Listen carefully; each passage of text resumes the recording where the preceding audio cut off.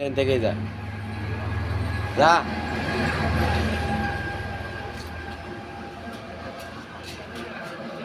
রে জামাইলিয়া কই যাস? বেবাম কি বেচবে?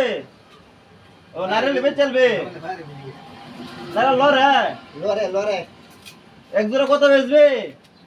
150 150। কম বেচতি না? কত 90 টাকা। হুম কম বেচতি না? 70 টাকা দে। 70 70।